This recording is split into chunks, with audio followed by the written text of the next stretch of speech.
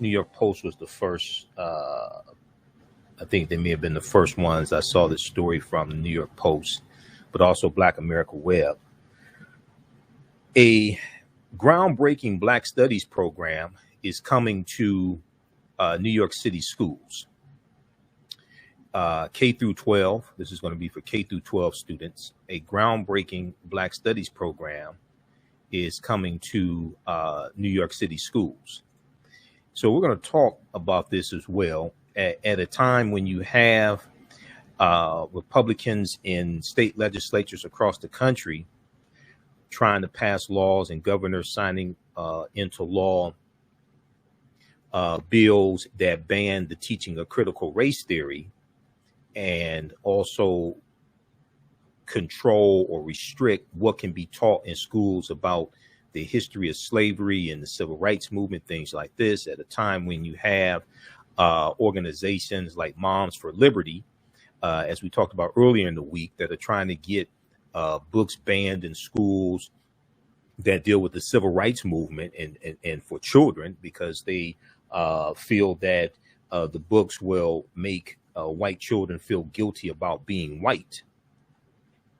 At a time when this is taking place, you have in New York City, you have them creating a curriculum for K through 12 students to teach Black studies. And this announcement was made on Wednesday, September 29th, 2021.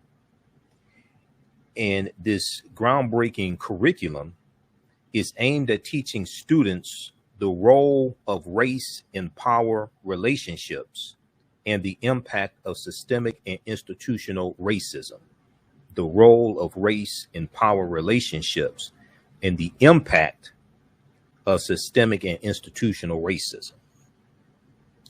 So we'll discuss this because this is a very, very important topic, because you only protect what you respect and you don't invest in what you detest. You only protect what you respect and you don't invest in what you detest. So when you have to take an American history class to get a high school diploma, and that class is required to be able to get these credentials to go on to seek higher education or go on to get a job or be in the military, what have you, it puts, and people are the product of their history. Then if you say that you have to take this history class that deals with American history, largely dealing with white history, but you don't have to take a class in African American history or African history, then you're elevating one people's narrative and the people that are the center of that narrative, Europeans, and you are devaluing and minimizing the African Americans and their history. So this is extremely important. So we'll discuss that. Then I was on Happy Talks last a week before last. You know, last Sunday I was at the Charles H. Wright Museum of African American History, Sunday, September 26th. And I was there with one of my teachers, Dr. Leonard Jeffries, for the screening of the documentary Happy, The Role of Economics in the Development of Civilization. Some of you all came out to that screening, some of you all here in Detroit. But on Thursday, which would have been the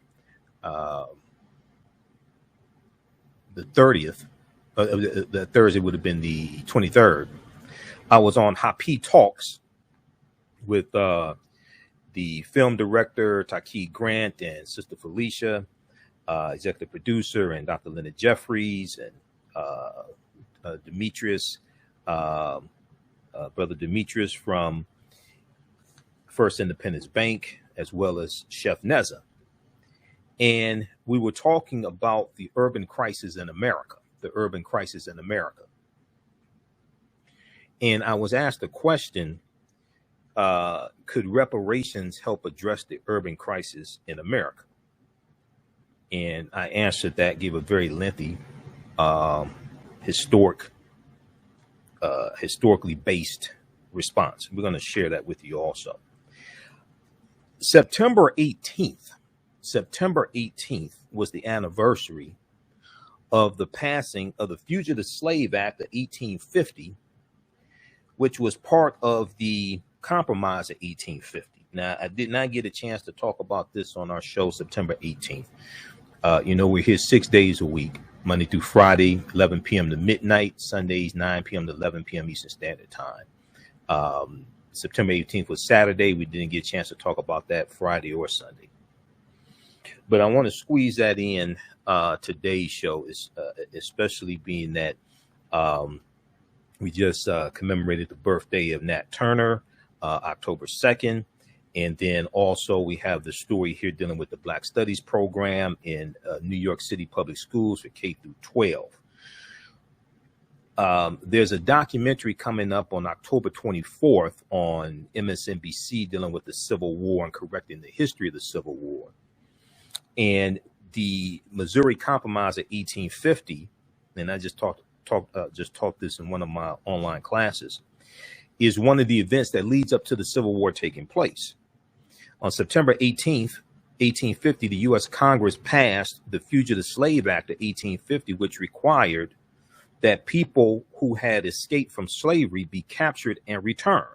And this was without going to court. And the Civil War was, textbooks often repeat the propaganda of Confederate apologists that the Civil War was fought to preserve states' rights. That's not true at all. It was fought to bring the South back into the Union, and the dispute was over slavery. It was fought to bring the South back into the Union. The South seceded from the Union because they thought Lincoln was going to free the slaves.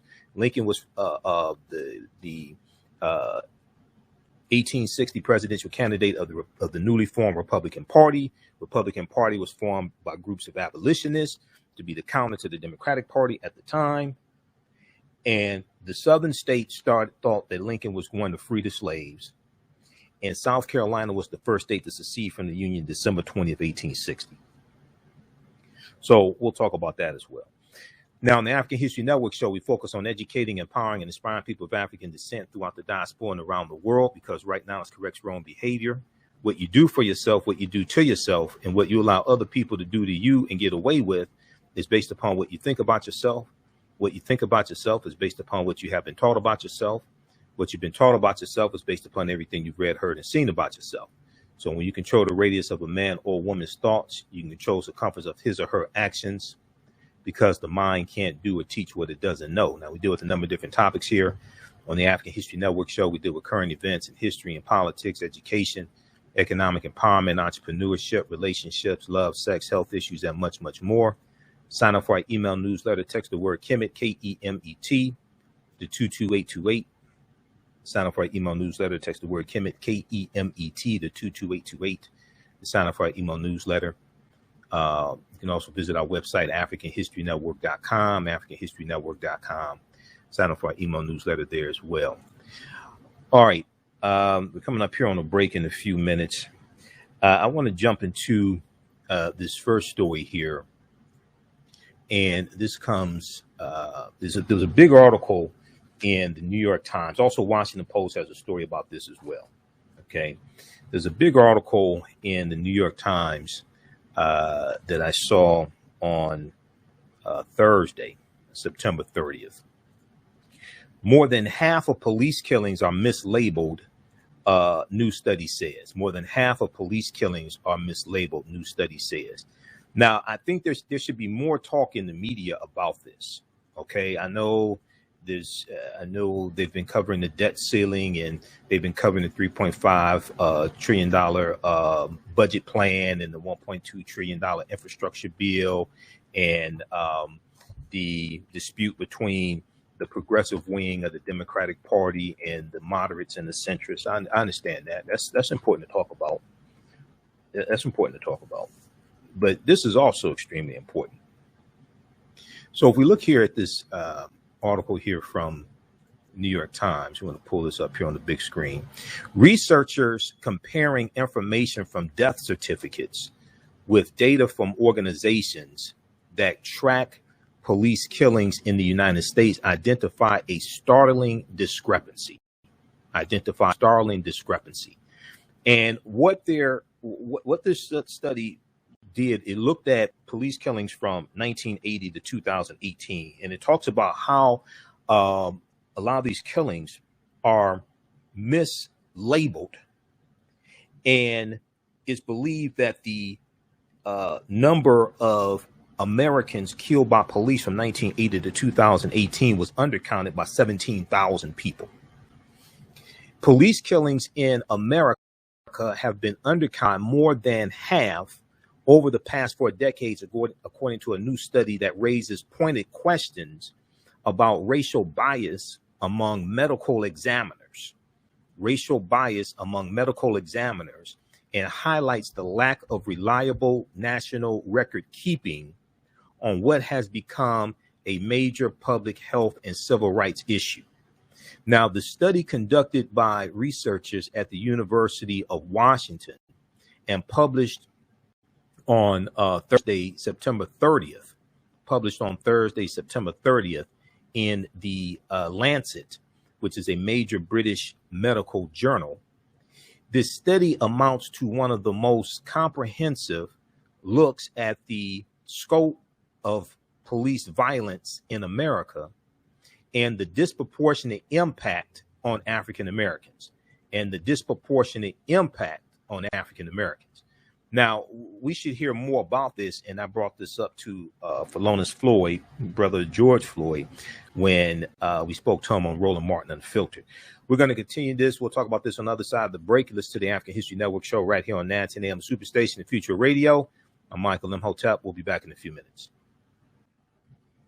On the African History Network show, we deal with current events of history and politics, education, economic empowerment, entrepreneurship, relationships, love, sex, health issues, and much, much more. Unfortunately, many people confuse what racism is. Racism is a power structure. It was laws and policies that put us in this predicament. It's going to be laws and policies that take us out. So when you control the radius of a man or woman's thoughts, you control the compass of his or her actions, because the mind can't do or teach what it doesn't know. We have it all on 910 AM Superstation. 910, the Superstation, the oldest radio station in town since 1922. Welcome back to the African History Network show right here on 910 AM Superstation and Future Radio. I'm your host, Brother Michael Imhotep. It is Sunday, October 3rd, 2021, and we are live. Calling numbers 313-778-7600, 313-778-7600. Is to call in number if you have a question or comment. We'll go to the phone lines in just a minute here. You can still register for the 10-week online course that I teach on Sundays. The class just started today. We had class number 1 today. Ancient Kemet, the Moors, and the Maafa, understanding the transatlantic slave trade, what they didn't teach you in school. So we deal with thousands of years of history and what led up to the transatlantic slave trade taking place. We do this class live. All the sessions are recorded. You can go back and watch it as many times as you want to, and you still have access to the full course even after the class is over with. All right, so this is, we deal with thousands of years of history and what led up to the transatlantic slave trade taking place. We also deal with the 800-year occupation of Europe by the Africans known as the Moors. So visit our website, AfricanHistoryNetwork.com, AfricanHistoryNetwork.com, to register for that class. All right, so I want to go back to our first topic that we talked about right before the break. And this deals with a study that came out Thursday, September 30th. Big article from the New York Times. There should be more coverage of this, okay? And they talked about it. Charles Blow talked about it on Prime with Charles Blow on the Black News Channel.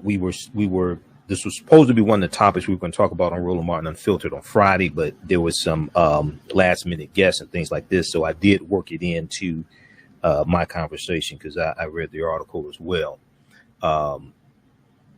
But the study came out Thursday, September 30th, and it's published in the British medical journal called The Lancet.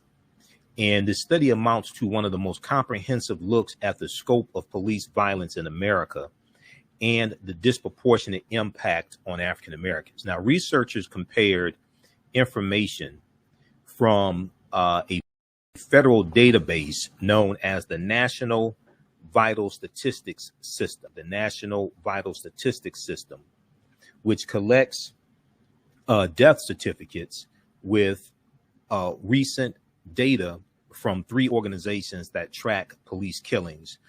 And they track police killings through news reports and public records requests. Okay. Researchers compared information from a federal database known as the National Vital Statistics System. This database collects death certificates with recent data from 3 organizations that track police killings through news reports and public records requests. When extrapolating and modeling that data back decades, they identify a startling discrepancy.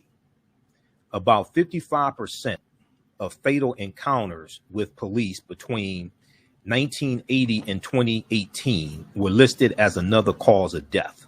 So they were not reported as police killings. So based upon this study, the number of Americans killed by police is undercounted for this approximately 40-year period of history by 13,000 people.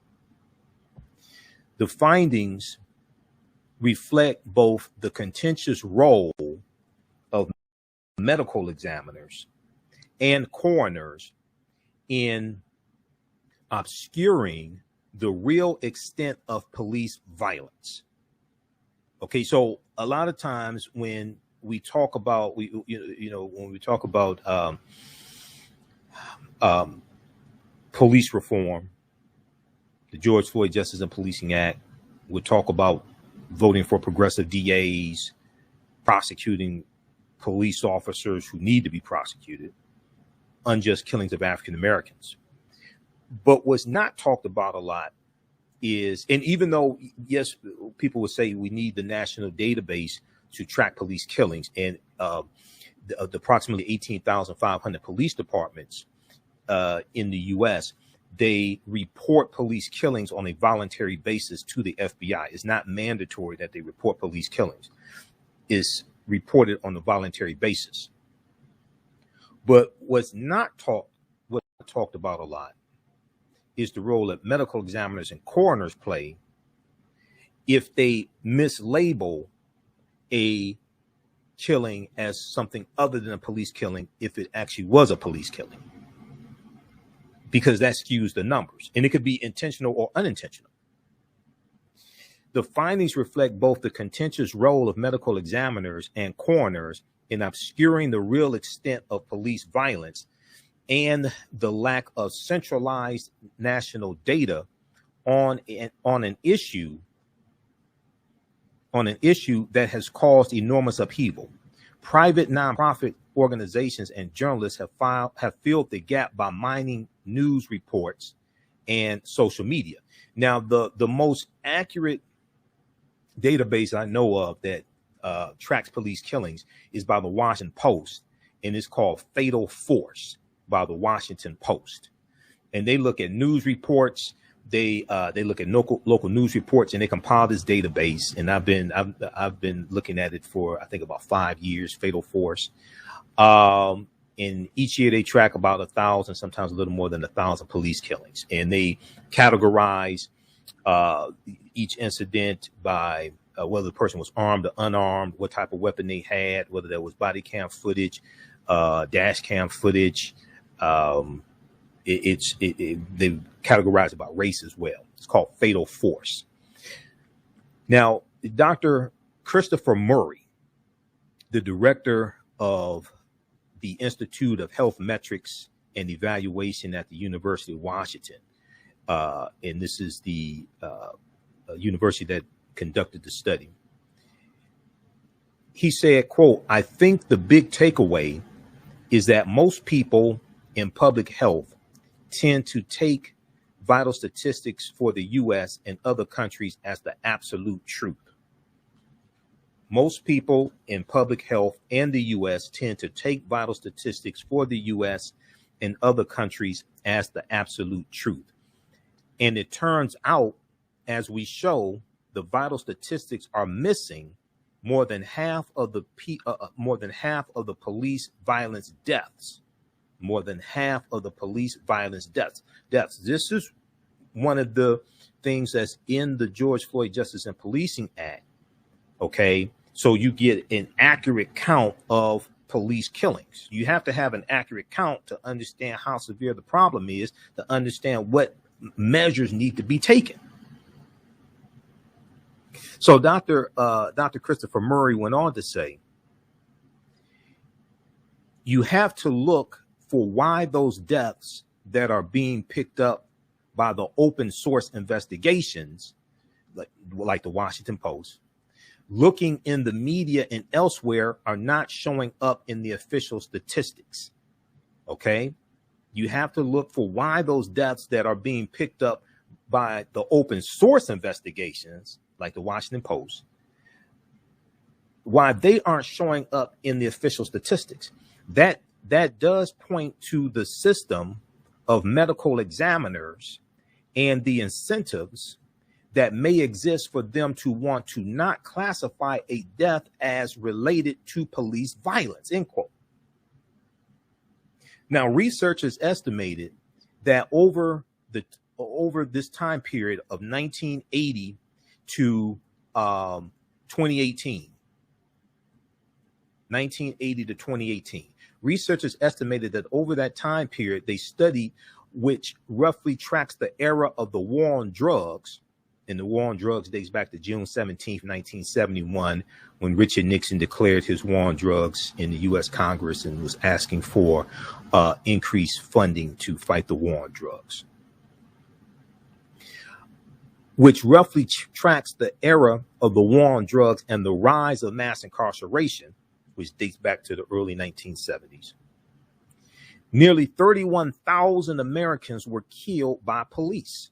Nearly 31,000 Americans were killed by police, with more than 17,000 of them going unaccounted for in the official statistics. Nearly 17,000. The number is undercounted by about 55%. With more than 17,000 of them being unaccounted for in the official statistics. The study also documented a stark racial gap. African Americans were 3.5 times as likely to be killed by police as white Americans were. African Americans were 3.5 times more likely to be killed by police than white Americans were.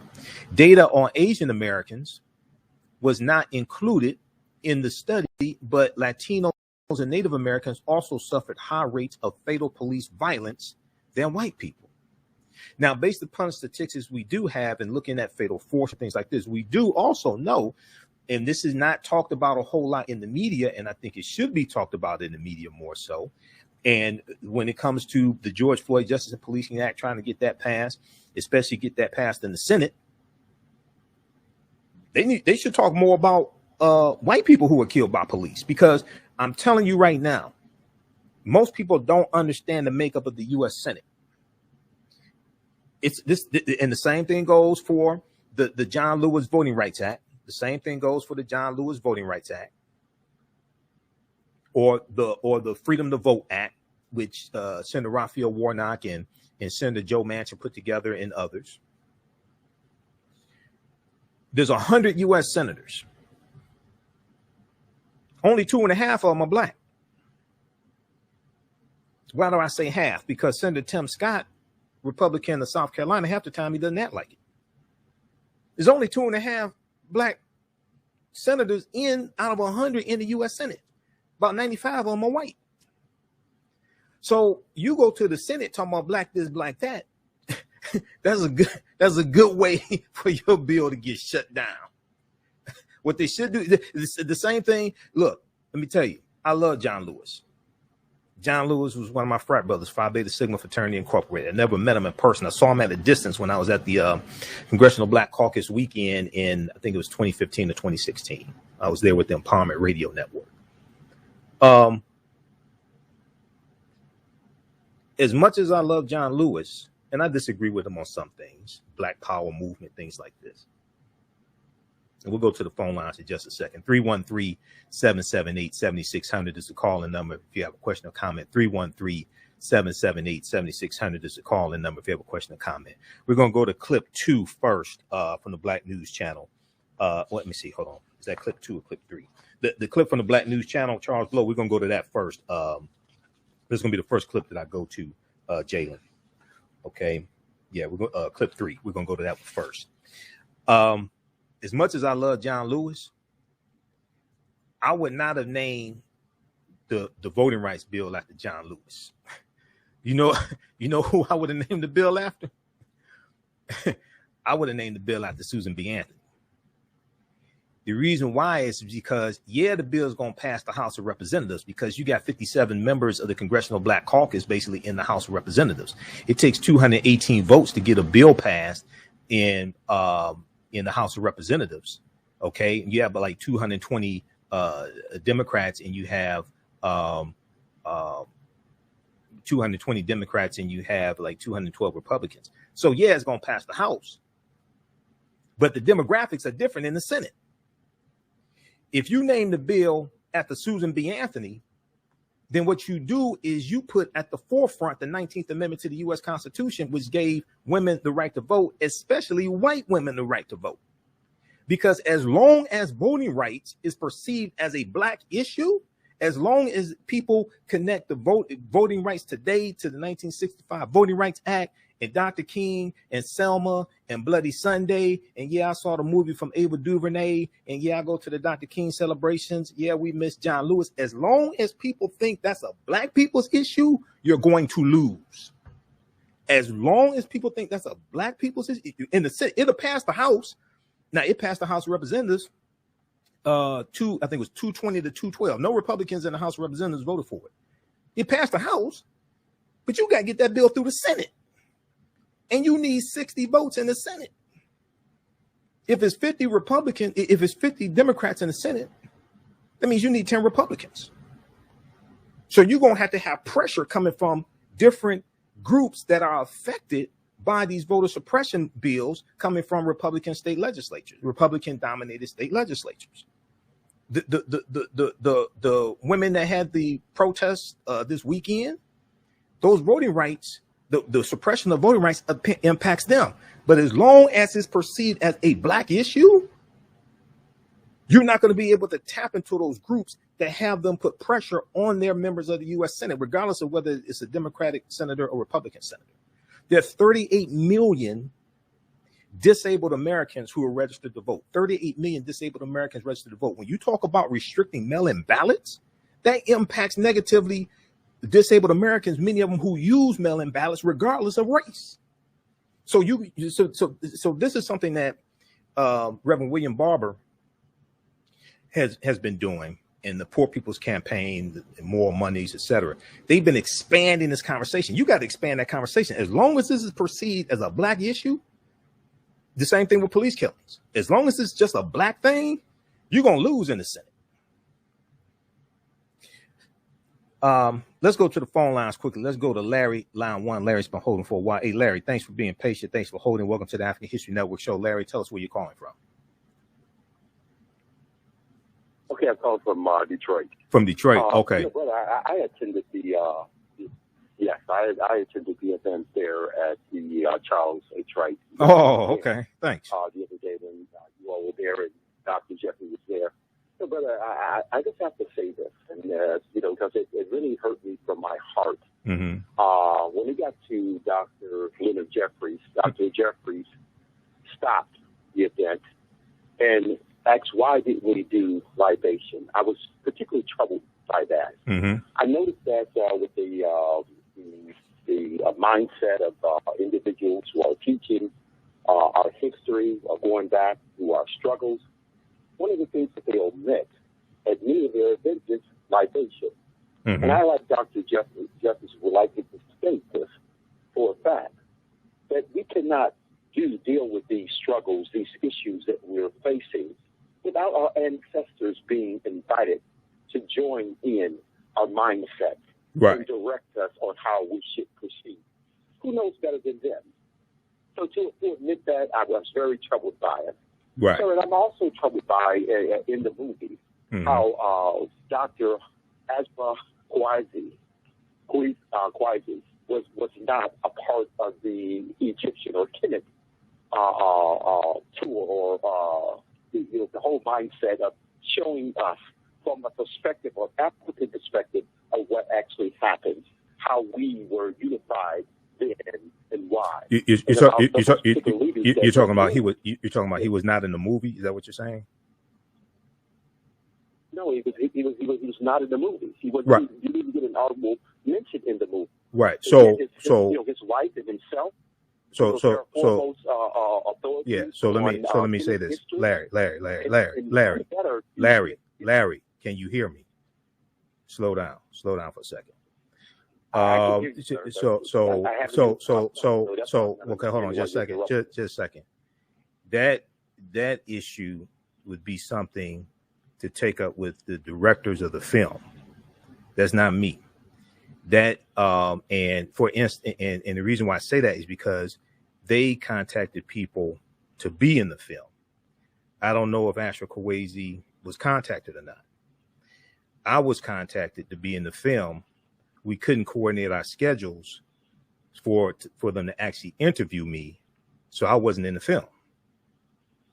So before we start talking about that, that's something you want to take up with Taki and Felicia. I don't know if they were not asked. I thought that when we purchased tickets about the event, we were told that there would be a question and answer period.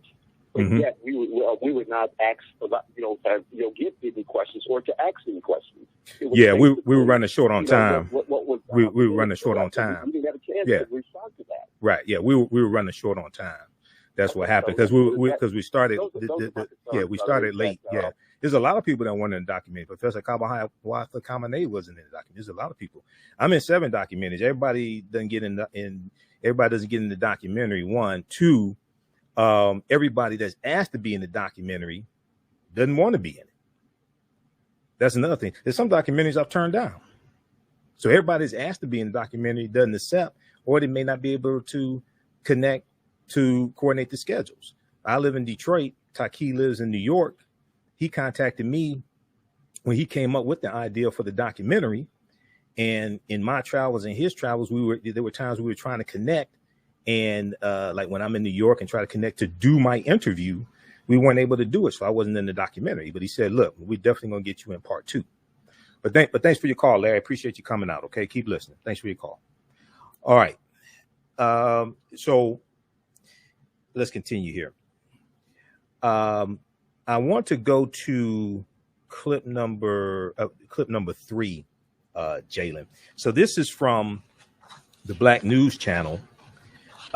Charles Blow. This is from Friday, October 1st. And this dealt with the study that came out on Thursday, dealing with how more than half of police killings were not accounted for. More than half of police killings were not accounted for. Let's go to this clip, Jalen. In one of the most stunning examinations of police violence in America, researchers at the University of Washington revealed today that more than half of police killings have been undercounted over the last 40 years. Researchers looked at a federal database called the National Vital Statistics System and estimated that among the 31,000 Americans who died at the hands of police between 1980 and 2018, 17,000 have been misclassified in official records. The study also found a horrifying racial discrepancy. Black people were 3.5 times as likely as to be killed by police as white people. Joining me now to discuss is Karen Martin, Assistant Professor of Public Policy and Governance at the University of Washington. Professor Martin, these numbers just blew my mind today. Explain to us what it means that they are undercounted or misclassified. Well, the basic sense of this, what it means is that the official federal statistics do not actually capture all of the deaths, meaning that when something is reported as a death at the local level, the medical examiners are not entering data in a way that it reflects in the aggregate as being caused by police officers. So that's the basic issue here, is that the data are not being collected in a way that we can see in aggregate what's actually happening. And there's a lot of things we can get into about why that is the case. So then how were you as researchers able to establish that this 17,000 deaths were actually as a result of police violence, even if they were not captured that way by medical examiners? Well, just to be clear, I was not personally part of the study, but I am at the same university. And so having read the study myself, what they did is they very cleverly used these open source databases where people around the world have been tracking police killings over different periods of time. And so the researchers, using pretty sophisticated statistical techniques, were able to use these open source databases, do some statistical analysis, and figure out the rate of undercounting. So it's an extrapolation. It's not a counting each, birth, death certificate. Okay, exactly. I get what you're saying. So the other thing that's interesting to me is, do we know anything about whether or not the police would have considered these to be justified killings? This strange word, but that's the word that they use. Right. Actually, we don't know anything from this type of data. You would have to go back to the recording, but that kind of raises the ultimate question, which is the fact that these are not being counted. A lot of deaths are not being counted police, initiated. That doesn't really tell you anything about how they were justified, what the situation was. So basically, we're missing a lot of different types of data. The fact that police were involved, whether it was justified, was the person fleeing, was it a gunshot, was it strangulation? We don't have a lot of data, and that's actually the crux of the problem here. One of this giant racial discrepancies also sticks out, that black people were 3.5 as likely to be killed by police as white people. Is there any way to explain that as anything other than what we think it is? No, I don't think there is. I mean, if you look at the history of policing, to see, objective historical truth is that there's a connection between modern day policing and its origins in slave patrols. That's just what happened in this country. So throughout the history of policing, there's always been this racialized element to their work, and you can count on that, the racial history of the country. You add mass incarceration over police communities, under police communities, the heightened suspicion that people of color, especially black men, are held to by the general public and police very often. That all adds up to, yes, we're going to see a disparity that is as shocking as 3.5 times as high compared to white people. So what do we do with data like this? I mean, I know this is not your area. It's shifting a bit into politics, but what do we do with this? I mean, it's shocking. Do we just say, oh, there's just another set of shocking data? In Congress, the police reform bill is falling apart. Negotiations are completely stopped on that.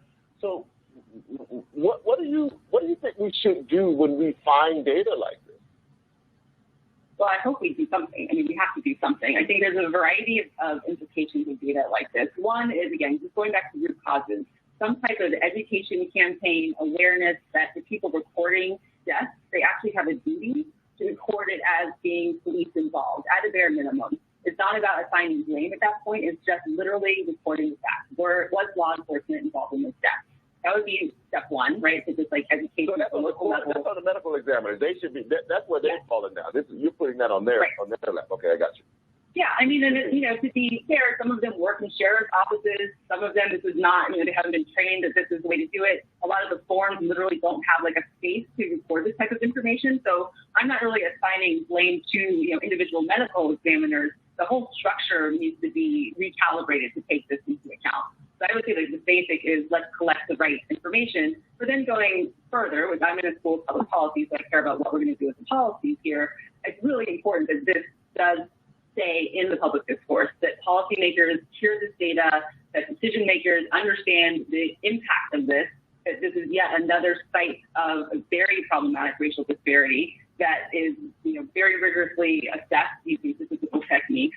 So it can't be ignored. It's just, to me, it's on par of learning that, 1 in 100 adults are incarcerated, right? So when we learn and when it becomes in the public discourse just how profoundly impactful mass incarceration is, I think we did start to see a shift, right? That people did start to get a growing awareness of how problematic that was.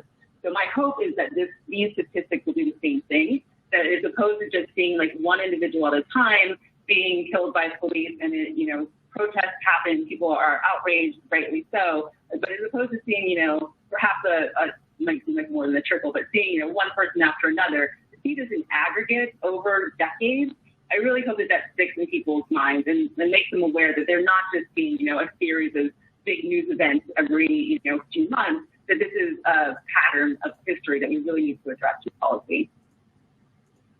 Professor Mark, thank you so much for your time. I'm still stuck on this. All right. So that was from Charles Blow, Prime, the Black News Channel, from Friday, October 1st, 2021. He was speaking with Professor Karen Martin. Karen Martin, Assistant Professor of Public Policy and Governance at the University of Washington. Okay. Researchers at the University of Washington revealed that more than half of police killings have been undercounted for over the last 40 years. Researchers looked at a federal database. Researchers looked at a federal database called the National Vital Statistics System and estimated that among the 31,000 Americans who died at the hands of police between 1980 and 2018, 17,000 have been misclassified in official records. African Americans were 3.5 times as likely to be killed by police than white people. Karen Martin, Assistant Professor of Public Policy and Governance at the University of Washington, spoke with Charles Blow on Prime on the Black News Channel to discuss the study. Okay, so let's go back to this article here very quickly. And then I want to squeeze in this clip from Roland Martin Unfiltered, because we discussed this briefly Friday on Roland Martin Unfiltered, Friday, October 1st. So the annual number of deaths in police custody has generally gone upward since 1980, even as crime, notwithstanding a rise in homicides in 2020 amid the dislocations of the coronavirus pandemic. But crime has declined from its peak in the 1990s. Crime is nowhere near the levels it was, generally speaking, in the 1990s.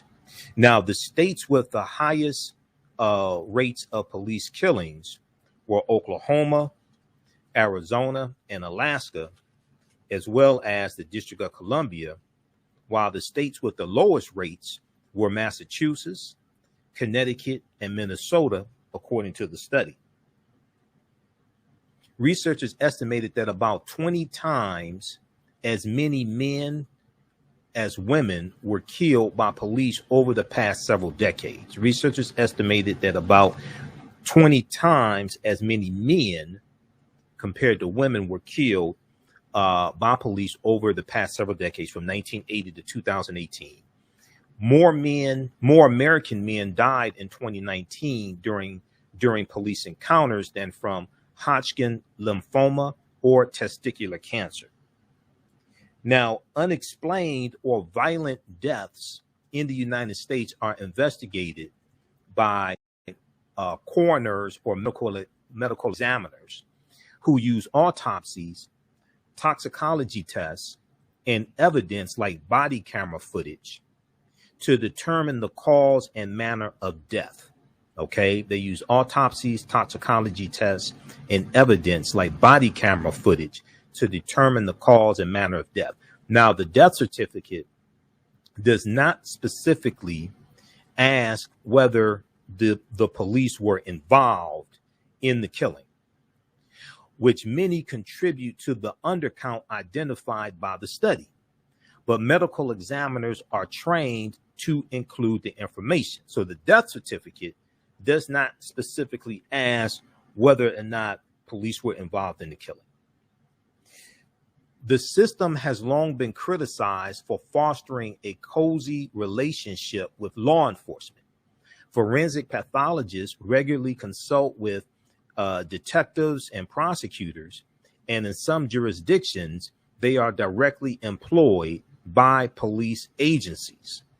In some jurisdictions, the forensic pathologists are employed by police agencies. Yet pathologists have also complained on occasion that law enforcement does not provide them all relevant information, that they have been pressured to, and they also complain that they have been pressured to change their opinions, or that coroners who are usually elected by the people and are not always required to have a medical degree can and do overrule their findings.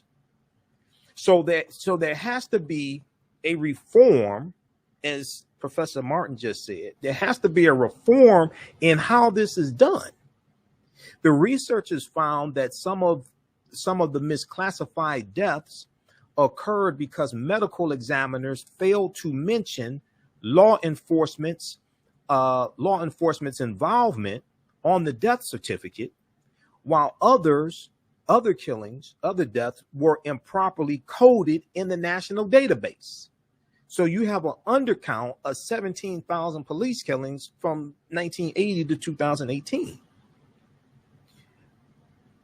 We're going to continue this on the other side of the break. We'll go to, I'll share an excerpt with you from Roland Martin Unfiltered. We spoke to Philonise Floyd, brother of George Floyd, about the breakdown in the negotiations on the George Floyd Justice and Policing Act in the U.S. Senate.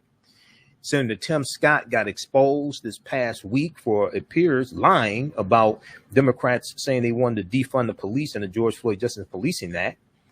That wasn't even part of the bill. We'll discuss this, and also a groundbreaking Black Studies program that's coming to K-12 schools in New York City. We'll deal with this on the other side of the break. Listen to the African History Network show right here on 9:10 a.m. Superstation, the Future Radio. I'm Michael Imhotep. We'll be back in a few minutes.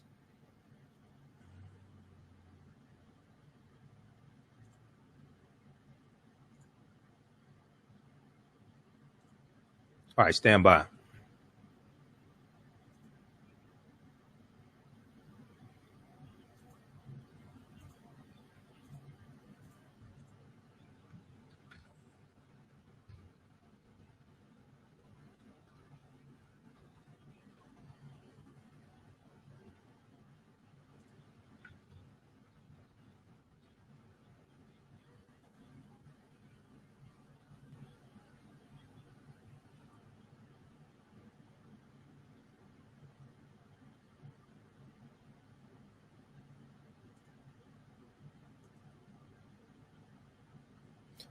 Back from break in 1 minute. Stand by.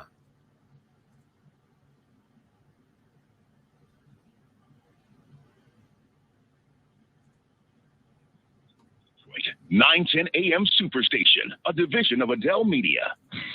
I'm Brother Michael Imhotep. On the African History Network show, we deal with current events in history and politics, education, economic empowerment, entrepreneurship, relationships, love, sex, health issues, and much, much more. Unfortunately, many people confuse what racism is. Racism is a power structure. It was laws and policies that put us in this predicament. It's going to be laws and policies that take us out. So when you control the radius of a man or woman's thoughts, you can control the compass of his or her actions, because the mind can't do or teach what it doesn't know. We have it on 9:10 a.m. The views and opinions expressed on any program are those of the producers and or the persons appearing on the program, and do not necessarily reflect the views and opinions of 910 AM Superstation or Adele Media. Welcome back to the African History Network show right here on 910 AM, the Superstation, the Future Radio. I'm your host, Brother Michael Imhotep. It is Sunday, October 3rd, 2021, and we are live. Hope everybody's doing well. Okay, calling numbers 313-778-7600. 313-778-7600 is the call-in number if you have a question or comment. Be sure to visit our website, AfricanHistoryNetwork.com. You can register for our new 10-week online course, Ancient Kemet, the Moors, and the Maafa, Understanding the Transatlantic Slave Trade, what they didn't teach you in school. So we had class number 1 today. End up doing 3 hours. As soon as you register for the class, you can watch class number 1. And it was, we had a good class. some of the things we dealt with, we dealt with laying a foundation today. Okay. We dealt with laying a foundation today. So we dealt with a brief overview of history going back to about 5 million years ago, and going through looking at some archaeological discoveries that have happened in the past few years, and dispelling some myths as well. And we dealt with some of the African presence in the Americas dating back at least 51,700 years with the Khoisan in the territory we call South Carolina, and information coming from Dr. David Imhotep in his book, The First Americans Were Africans, Documented Evidence. But looking at some scientific discoveries as well. One of the things we talked about is how before 1619, there was 1526. Before 1619, there was 1526. And the Spanish were taking Africans into the territory we call South Carolina in 1526. Okay. And the Spanish conquistador Juan Ponce de Leon comes into Florida in 1513 with Juan Garrido. And Juan Garrido is an African man who was born in West Africa around 1480 Common Era. Okay. So today's class, we laid a foundation, did a brief overview of the class. We talked about some about the film Black Panther and the language spoken in the film Black Panther, which is isiXhosa, which is a Bantu language. It's a real African language, and some of the African influences in the film Black Panther. We talked about things, how understanding, like, for now, this, what I say may go outside the circumference of some people's awareness. Just because you never heard it before, disagree with it, or don't like it, does not mean it's not true, but just means you have to do some research to understand what I'm talking about. Looking at, for instance, the celebration of Easter and what determines when Easter is celebrated. And Easter is celebrated on the first Sunday following the first full moon, following the vernal equinox. And understanding the origins of the term Easter, coming from oistra and Istra, Anglo-Saxon and Teutonic goddesses that were associated with fertility. And how, when you look up the word Jesus in the dictionary, especially etymological dictionary, it takes you back to Yeshua with a Y, because the letter J wasn't created till 1630 AD. The letter J is derived from the letter I. So we dealt with a lot of history today and just worked on laying a foundation. Okay. You can visit our website, AfricanHistoryNetwork.com. There's a lot that we covered today. You visit our website, AfricanHistoryNetwork.com. You can register for the course. It's regularly $130. It's on sale, $80. We do the sessions live. All of them are archived. So as soon as you register, you can watch today's class. Okay. So we'll post it there. So we just posted the link here also. All right. Now, okay, we just lost our connection with the radio station. Okay, hold on just a second. Let me call them back.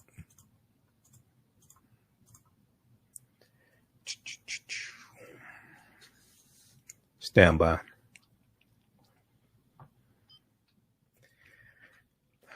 Yeah, we lost our connection. Okay. All right. All right, we're back. We lost our connection here through Skype. Okay, let's continue. And also the calling number is 313-778-7600. 313-778-7600 is the calling number if you have a question or comment. All right.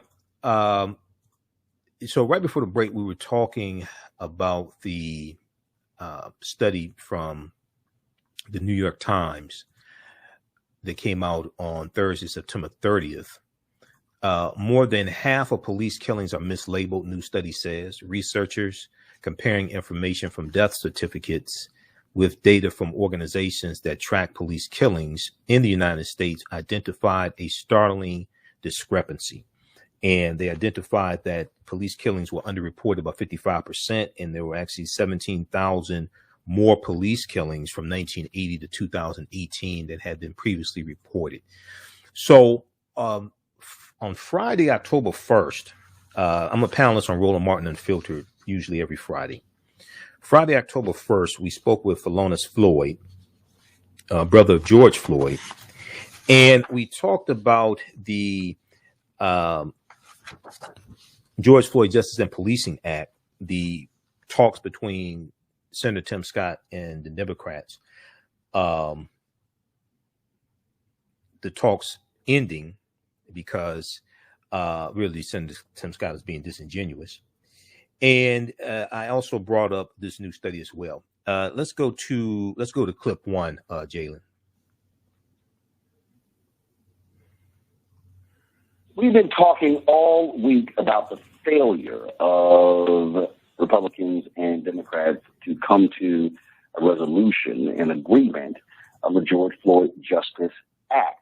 We've been breaking down for you the real discrepancies and the frankly hypocritical positions of South Carolina Senator Tim Scott. Now, yesterday we talked on the show about how Senator Tim Scott previously agreed with withholding funds from police departments that did not make changes based upon federal law, which is a total opposite of what he said on Sunday on Face the Nation when he was criticizing Democrats for the exact same thing. Now, last night, I sent a text message to Senator Tim Scott asking him specifically about the contradiction. He's yet to respond. I sent an email to his staff, who yesterday sent me several emails regarding his position, specifically asking them about his prior position and his own deputy chief of staff telling Michael Harris of the Root why they were doing it. I've got no response from his Senate staff. How does the George Floyd family feel? Philonise Floyd is his brother. He joins us live right now from my home city, Houston, Texas. Philonise, glad to have you back on Roland Martin Unfiltered. Just share with us your feeling right now with the fact that when y'all were in D.C. in May for the 1 year anniversary of the death of your brother, y'all came and sat with me on Black Lives Matter Plaza in D.C. So the only interview y'all did that day. After you came from Capitol Hill, after you met with Senator Tim Scott, Senator Cory Booker, Senator Lindsey Graham, and others, well, they promised you they were going to get this done. Just share with our audience your reaction to hearing Senator Tim Scott say the Democrats want to defund the police, and that's why we can't move forward.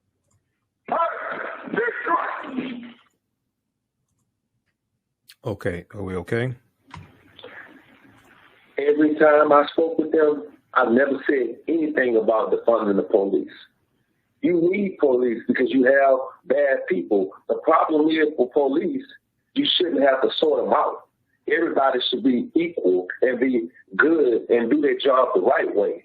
The problems that we are having, we're not having them because of them defunding the police. The police are free to roam and do what they want to do, but they're killing innocent Black African-American people who I love, people of color, period.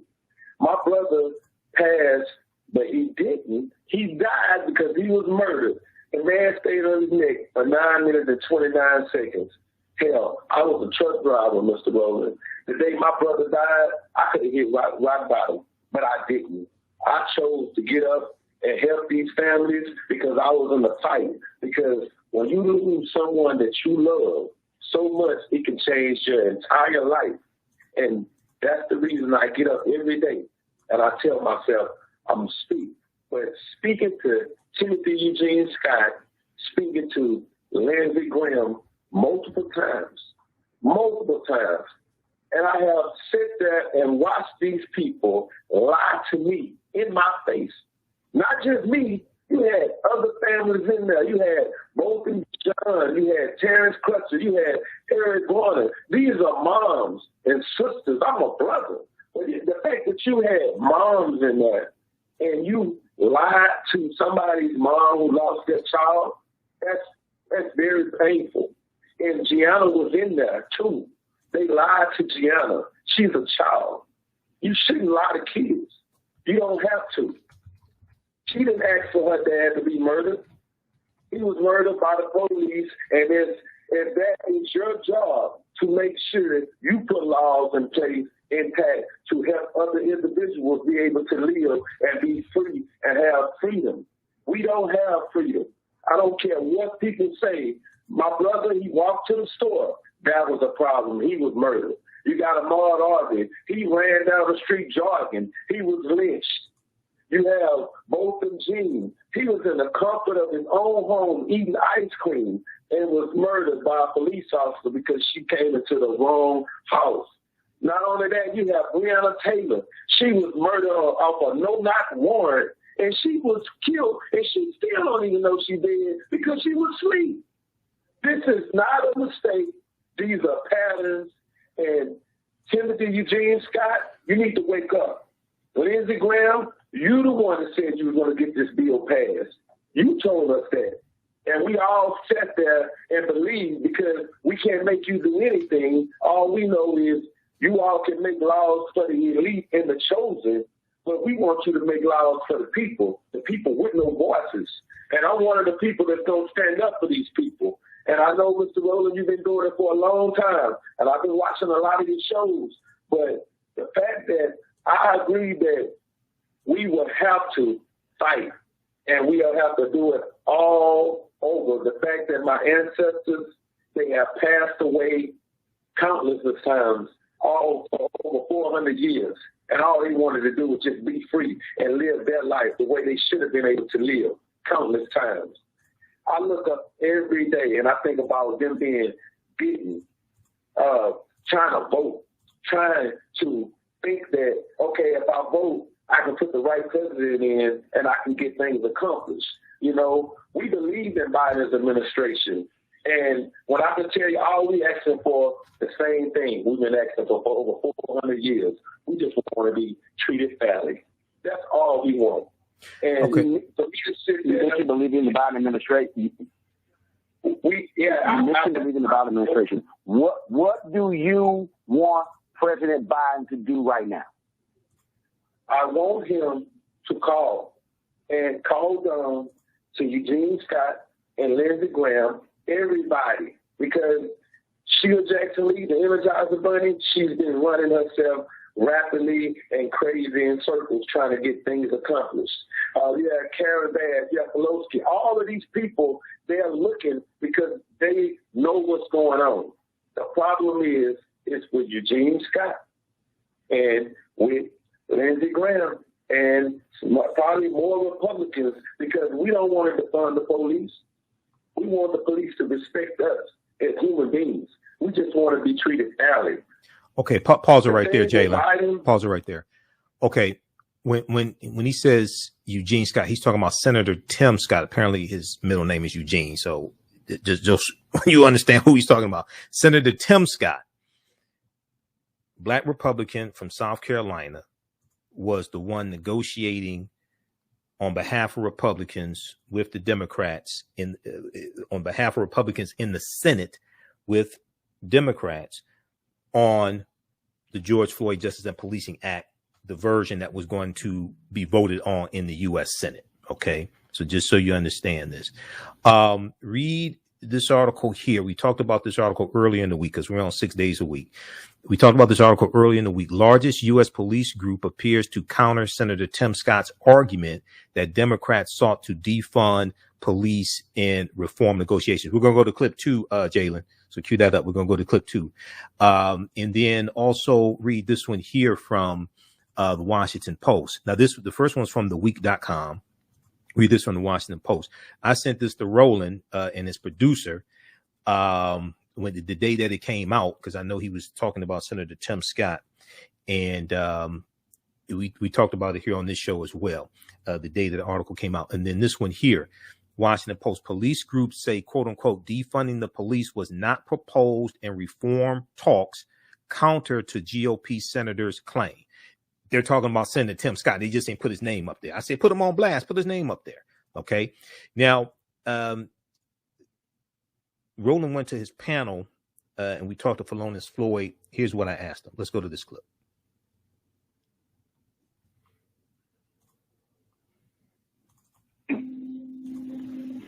Michael.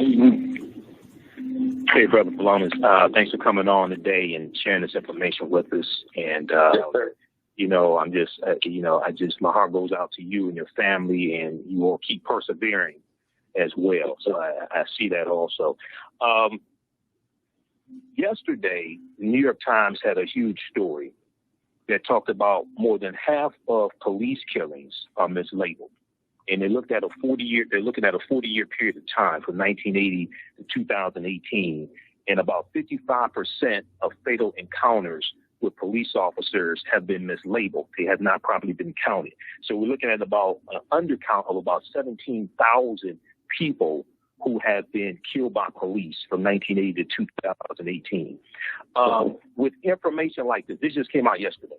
With information like this, one, do you think this will help be able to push through the George Floyd Justice and Policing Act? Because one of the things that it will do is require accurate reporting when it comes to police fatalities. And two, there's some talk about a carve out to the filibuster rule to be able to get this pushed through the Senate. About 51 votes, 50 Democrats and Vice President Kamala Harris being the tiebreaker. What are your thoughts on this and trying to get this pushed through through a carve out to the filibuster? Because we're not going to get any help from Republicans on this. They're installing. My thoughts is we gotta build. We gotta build, and we have to continue. Just like you said, what you read in the Times, we have to continue to gather that information and just apply it to people who need to hear it constantly. Because the problem is not us; it's clearly everybody else. Because we're not the one killing people; we are the ones being murdered.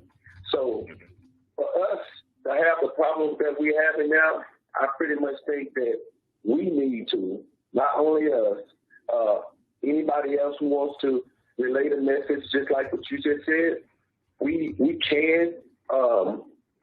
I'll even speak to them when I have the opportunity to, because right now, evidently you can see what's going on. Nobody wants to speak to me now because I'm in outrage. And the fact that, I understand, but the problem is that I'm going with now, it's not about how much. The problem is basically it's like change doesn't come without cost. Okay, we're coming up on the break here because we got to pay the cost. Got to pay some bills, run these ads. Coming up on the break, we'll continue this on the other side of the break. You listen to the African History Network show right here on 910 AM Superstation Future Radio. I'm Michael Imhotep. We'll be back in a few minutes. We deal with current events in history and politics, education, economic empowerment, entrepreneurship, relationships, love, sex, health issues, and much, much more. Unfortunately, many people confuse what racism means. Racism is a power structure. It was laws and policies that put us in this predicament. It's only laws and policies that take us out. So when you control the radius of a man or woman's thoughts, you control the consequence of his or her actions, because the mind can't do or teach what it doesn't know. We have it all on 910 AM Superstation. 910, the Superstation, Detroit's only African-American talk radio. Welcome back to the African History Network show right here on 910 AM Superstation, the Future Radio. I'm your host, Brother Michael Imhotep. It is Sunday, October 3rd, 2021, and we are live. Hope everybody's doing well. Calling numbers 313-778-7600. 313-778-7600 is the call-in number if you have a question or comment. Right before the break, I was sharing this segment from Roland Martin Unfiltered, where we spoke to Philonise Floyd, brother of George Floyd. We'll go back to that in just a second. Also read this article here from theweek.com. This came out September 28th, 2021. The largest U.S. police group appears to counter Senator Tim Scott's argument that Democrats sought to defund the police in reform negotiations. We've talked about this earlier in the week, and all these shows are archived here on our Facebook fan page, The African History Network, and our YouTube channel, Michael Imhotep, IMHOTEP. They're also in audio podcast format. But if we look at this article quickly here, it says Senator Tim Scott, Republican from South Carolina, suggested that his police reform talks with Senator Cory Booker, Democrat from New Jersey, and Representative Karen Bass, a Democrat from California. Senator Tim Scott suggested that the police reform talks fell apart primarily because Democrats sought to defund the police by making departments ineligible for funding if they failed to meet certain criteria. But a pair of prominent police organizations, the International Association of Chiefs of Police and the Fraternal Order of Police, appear to push back against Senator Tim Scott's argument in a statement this past Tuesday, which was Tuesday the 28th. They said, despite, now they did not mention Senator Tim Scott by name, but they said, quote, despite some media reports, at no point did any legislative draft propose defunding the police.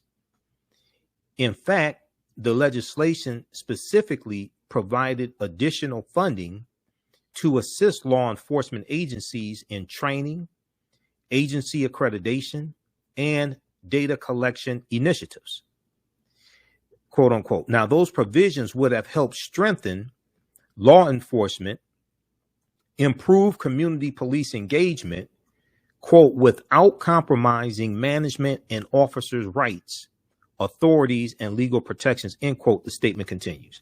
Read the rest of this article. Also read the one from Washington Post. Senator Tim Scott got caught. Okay, Senator Tim Scott got caught. Okay, so Democrats are going to have to, no Republicans are going, most likely, no Republicans are going to vote for this. You need 60 votes to get this passed in the Senate. The structure of the Senate, the rules of the Senate are different than the House of Representatives. So Democrats are going to have to do a carve out or change the filibuster to go back to a standing filibuster to get this, to be able to get this passed in the Senate with a 51 votes, 50 Democrats and Vice President Kamala Harris being the tiebreaker. All right, let's go back to this clip here.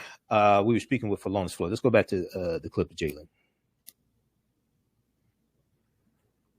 And it's basically how much are you willing to lose to win the fight?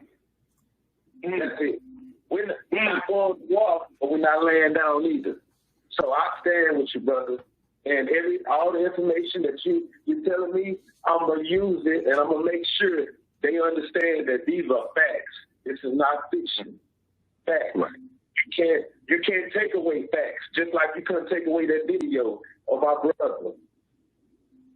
I'm here to tell you. All right. Okay, so I was speaking with Philonise Floyd. We went to him on the panel discussion. Okay, thanks, Jalen. Okay, pause it right there, Jalen. Pause it right there. All right, thanks. Okay, you can check out that entire broadcast. That is from Friday, October 1st, Roland Martin Unfiltered. You can watch him on the Black Star Media Network. Roland has his own digital streaming network now on Roku and Amazon Prime, and you can download the app Black Star Media. And then he still broadcasts on Facebook and YouTube on Roland Martin on Facebook and YouTube. Okay, I want to go to this next story here. And, you know, we deal with stories about the attack on critical race theory and Republicans misstating what critical race theory is and saying critical race theory is being taught in schools and it's not taught in K through 12. Critical race theory is not taught in K through 12.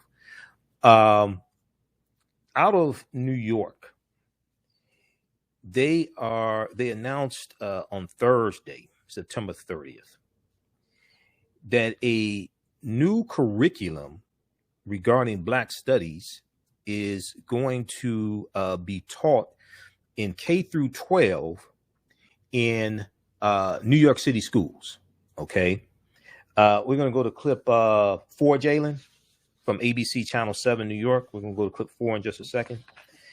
So this is good news. Okay. And this at the very same time that you have Republicans and state legislatures passing voter restriction bills and also passing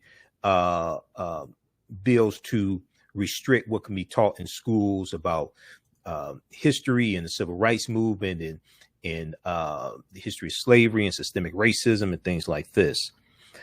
We have this. New York Post has an article dealing with this, as well as BlackAmericaWeb.com also.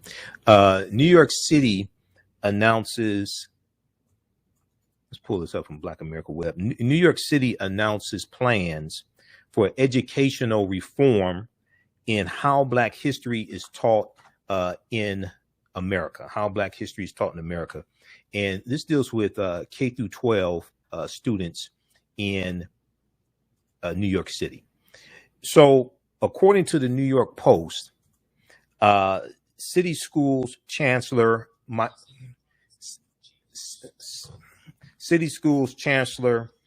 Maisha Ross Porter introduced the new Black Studies curriculum on Wednesday. The new Black Studies curriculum on Wednesday at the Schomburg Center for Research in Black Culture in Manhattan. Okay. And they talk about how this curriculum is going to deal with the role of race. This curriculum would deal with the role of race in power relationships and the impact of systemic and institutional racism. Okay. The power of race in power relationships, the role of race in power relationships, and the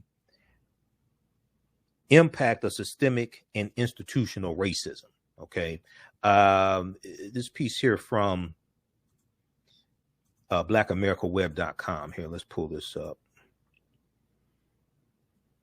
Black people deserve to have our history be taught as more than just a footnote in America's and the world's story. Now,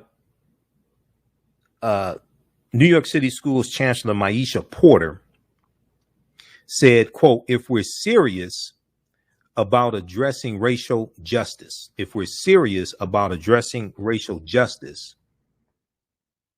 we have to look at what our students learn every day, and not just Black children, but all children. If we're serious about addressing racial justice, we have to look at what our students learn every day, and not just Black children, but all children.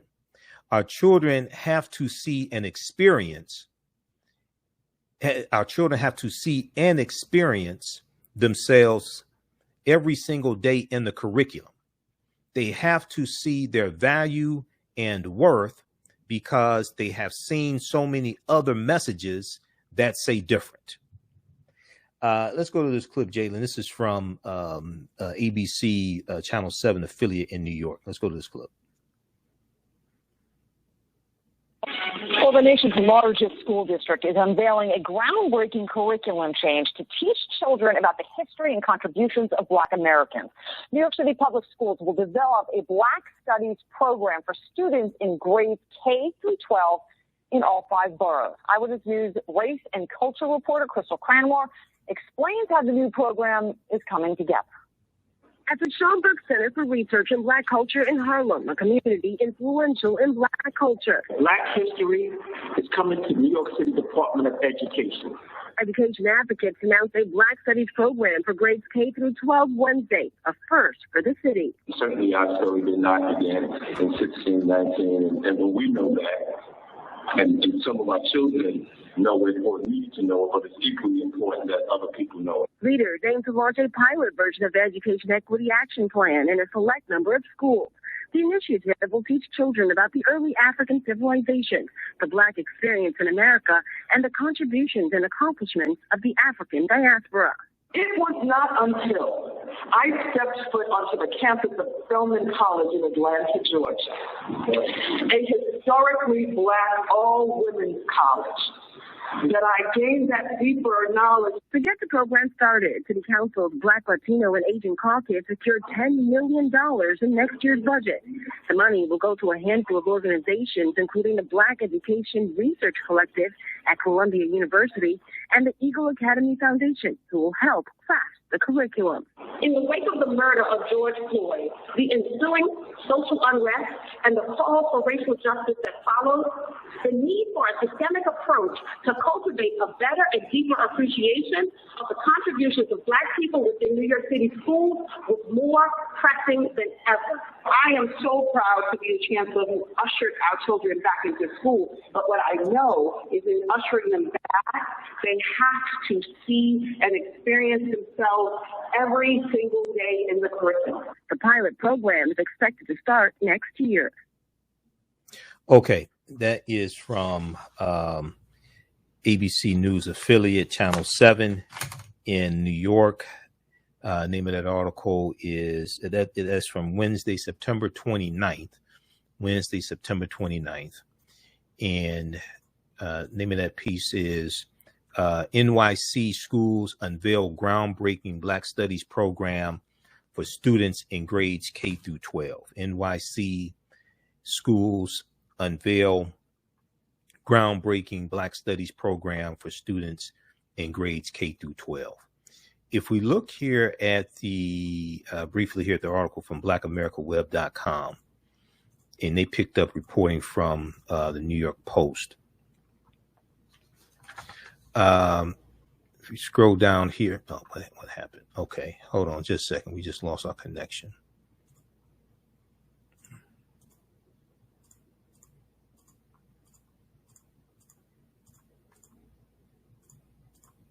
Stand by.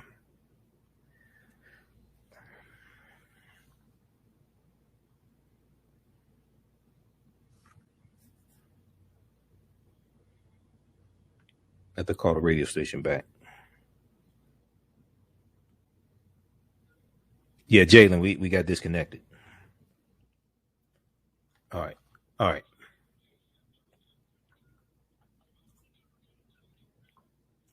All right, we're back. We got disconnected. I'm connecting to the radio station through Skype. We got disconnected. Okay, we're back. All right, so this is good news in New York City. It's expected the program is going to start next year. If we look at this article here briefly from Black America Web, New York City announces plans for educational reform and how Black history is taught in America. They go on to say, now once again, this program is aimed at teaching students, this new Black Studies curriculum is aimed at teaching students the role racism played, the role of race in power relationships and the impact of systemic and institutional racism. Okay.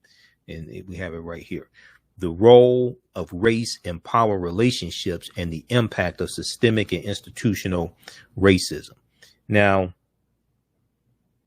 the main focus of the new curriculum appears to be creating a departure from the Black history we've traditionally been taught in K through 12 schools, which for the most part begins with slavery and ends with Dr. Martin Luther King Jr. And most of that is taught, a lot of that is taught as inaccurate. But Shango Blake is the president of Black Influencers United. Black Influencers United, that's involved in this new curriculum. He said, quote, "Why did I have to go to the movies to learn that Black women played a significant role putting America on the moon?" He's talking about the movie Hidden Figures and the African-American women working at NASA. the mathematicians? Why did I have to go to the movies to learn that black women played a significant role putting America on the moon? Why didn't I learn that at school? Why are our children having to learn about Tulsa, Oklahoma, because it's the 100th year anniversary? Why wasn't it known? Why wasn't it known in the books? And for years, it wasn't even in the books. For years, it wasn't even in the books in Tulsa.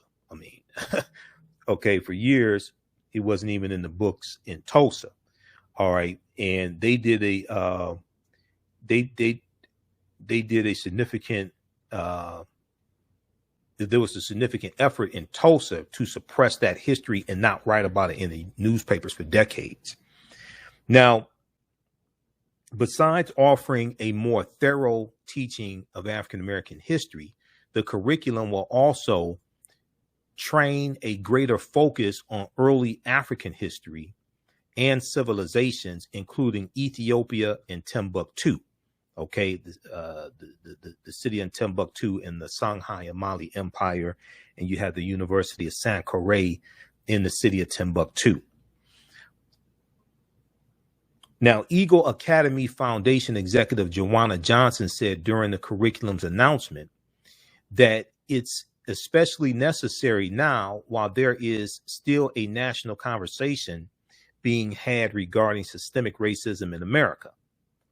She said, quote, in the wake of the murder of George Floyd, the ensuing social unrest and the calls for racial justice that followed, the need for a systemic approach to cultivate a better and deeper appreciation of the contributions of African Americans within New York City schools was more pressing than ever. She went on to say that the initiative will offer a counter narrative to what has regularly been taught in schools and a truer telling of our history, a truer telling of our story all students deserve to hear. Okay. And all students need to hear this information. This can't just be for African-American students. All students need to hear this. The way you treat a people is largely based upon what you think about a people. What you think about a people is largely based upon what you have been taught about a people. So this is extremely important. As we talked about before, there was a study that came out earlier in September. TheHill.com had this article from September 10th, 2021. And we'll go to the phone lines in just a minute here very quickly. Over 60% of Americans want children to learn legacy of slavery. Over 60% of Americans want children to learn legacy of slavery. This was a USA Today Ipsos poll survey. And TheHill.com has this article from September 10th, 2021. And 63% of Americans surveyed, 63% of Americans polled said they are in favor of their children learning about the lasting effects of racism and slavery in the U.S., while 30% of people polled said they are opposed to children's education on the topic. 8% were undecided, according to USA Today Ipsos poll. Read this article here from TheHill.com. Over 60% of Americans want children to learn legacy of slavery. So when we talk about now, the reason why this is so important in New York City, because New York City is has one of the largest school districts in the country. Okay. New York City. And the way the school districts in New York City go, because see, surrounding this new curriculum, you need textbooks. Okay. So the way New York, the state of New York, but especially the city of New York, which is the largest city in the country, the way New York and Texas go as far as textbooks being used, that helps shape the trajectory of the rest of the country. because textbooks have to be produced by the textbook manufacturers. Okay, so when you have something like this can become the pilot, and this can be something adopted by other cities, other states. But this is an example of why voting and putting the right people in office, especially at the local level, is important to be able to control the curriculum that's taught in the school. And this is why local school boards are so important. And this is why you have Republicans, many of them organizing, taking over local school boards, running for local school board offices to control what can be taught in the schools. And you hear more about books being banned and lists of books being banned, et cetera. Okay. And a lot of this is tied to the fake outcry over critical race theory that's not taught in K-12 schools. And this 17-page article here from NBC News helps expose all of this. Critical race theory battle invades school boards with help from conservative groups. In towns nationwide, well-connected conservative activists and Fox News have ramped up the tension in fights over race and equity in schools. And when they take over these school boards, now they're changing what can be taught in schools regarding history, et cetera. This is a huge article from June 15th, 2021. And then we just talked about here this past week, we talked about the story out of Tennessee. And this one here deals with Tennessee parents. Tennessee parents say books dealing with civil rights. Let's pull this one up here. Tennessee parents say some books make students feel discomfort because they're white. And they say a new law backs them up. This is from September 29th, 2021. And this is in reference to the bill that Governor Bill Lee of Tennessee signed into law back in May, HB 580, which is a law aimed at banning so-called critical race theory from schools, but it's not taught in K-12 schools. They really want to suppress what can be taught about the history of slavery and racism, systemic racism, things like this. They're even attacking, in some instances, what can be taught about the civil rights movement, what can be taught about Dr. King in schools. This is an initiative from Republicans, and this is a backlash to the protests and the Black Lives Matter protests and the social justice protests in the summer of 2020 regarding the killing of George Floyd and Ahmaud Arbery and Breonna Taylor, etc. This is a backlash to all of that. All right, let's go quickly to the phone lines. Let's go to Wadsworth, line 1 or line 2. Thanks for holding, Wadsworth. Go ahead with your question or comment quickly, please. Yeah, I do. I have a question. Well, my question is this. Because hearing four, the first hearing four was the racist, right? The first hearing four was the racist, right? You said the what? I said the first hearing four. The first hearing four. He was known as a racist. You said Henry Ford, right? You said Henry Ford. Yes. Yeah. There was some things regarding him. Yeah. Right. And then the mayor Cobb, Mayor Cobo was also racist. So when they changed, when they changed the Cobo Hall for Cobo to Chief Chef Center, how could they change the Ford company in Hanford Hospital? How could they still embrace Hanford High School, Hanford Hospital, Ford Mill Company? How could they still embracing that? When Henry Ford was not okay. For the black community. Okay, so Henry, the Ford Motor Company, that's up to the Ford family to change the name. That's up to the Ford family. That's not owned by the city.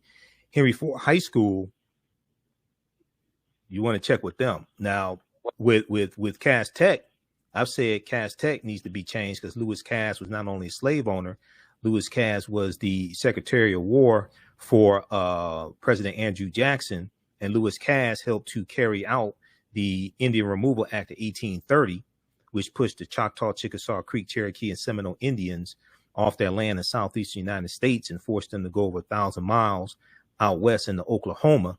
And a third of the people that were on the Trail of Tears were African slaves because all 5 civilized tribes of Native Americans owned African slaves. So Lewis Cass was somebody who helped engineer one, supported slavery, but two, helped engineer pushing African people off their land and helped engineer genocide against African Americans. So you want to, it's up to, now they don't want to change the name of Cass Tech. So people have different levels of understanding of history. Okay. So hopefully one day they will. Governor Granholm changed the name of one of the state buildings, took Lewis Cass off of it because she has some sense. So we'll see what happens. All right. Thanks, Wadsworth. Okay. I want to squeeze this in here. We've got to go. Call back tomorrow night, Wadsworth. We only got a few minutes left here in the show.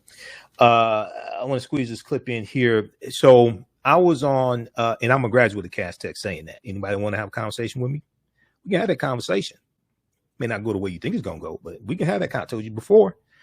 We need to stop playing these games. A lot of people, a lot of people's self-esteem is associated with their proximity to white supremacy. So Cass Tech that name should have been changed years ago. When African Americans became the majority population in the school, that name should have been changed years ago. Okay.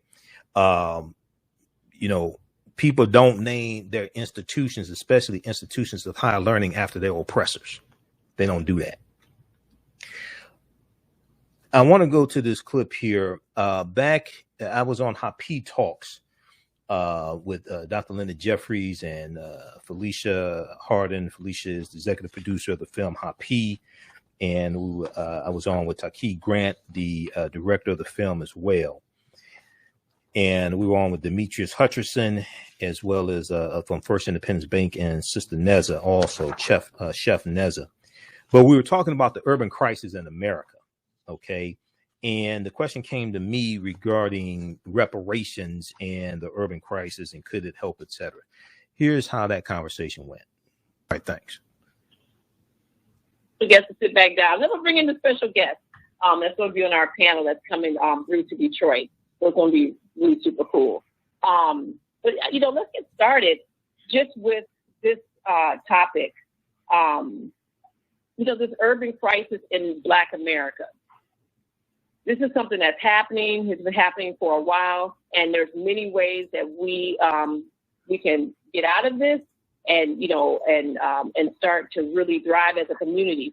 So my first question is actually for Michael, because Michael has to leave a little early.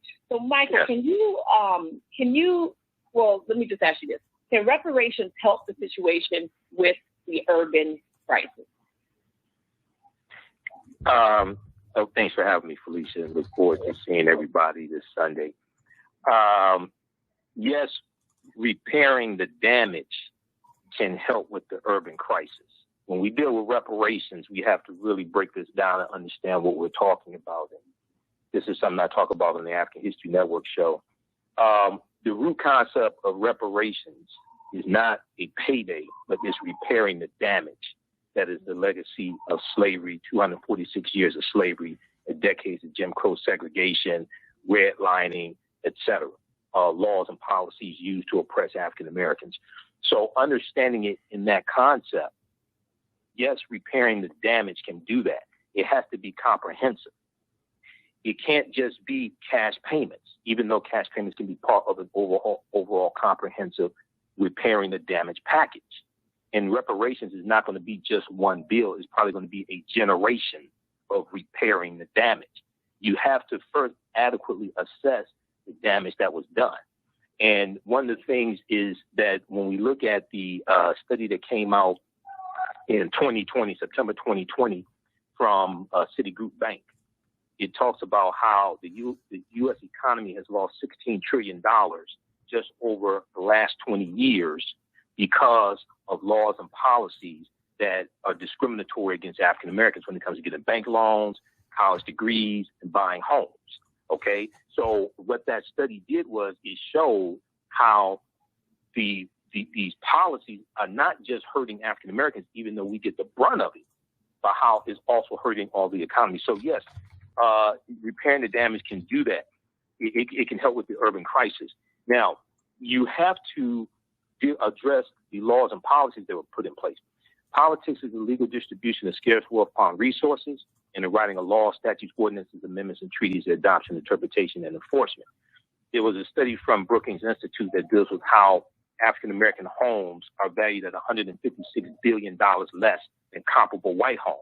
That ties directly into the racial wealth gap. It's not the only thing that ties into the racial wealth gap, but it ties directly into that. When we look at laws like the Homestead Act of 1862, which gave away approximately 270 million acres of land from 1862 to at least 1968. Okay, some sources say 1988. The U.S. government gave away this land, and we were largely locked out of these massive land giveaways. So now we have to look at how do you actually pass reparations bills? Because based upon Article 1, Section 9, Clause 7 of the U.S. Constitution, power of the purse, and people can go to house.gov and actually read this, the reparations bill has to pass both the House of Representatives and the U.S. Senate. It takes 218 votes to get any bill passed in the House of Representatives, a simple majority. All right. Those watching on Facebook and YouTube, keep watching. We'll keep going for a few more minutes. Be sure to visit our website, AfricanHistoryNetwork.com, AfricanHistoryNetwork.com, and register for my 10-week online course, Ancient Kemet, the Moors, and the Maafa, Understanding the Transatlantic Slave Trade, what they didn't teach you in school, as well as from the Civil War to the Civil Rights Movement and Black Power, 1865 to 1968. Okay. As soon as you register, there's bonus content you can watch. We do those sessions live. They're all recorded.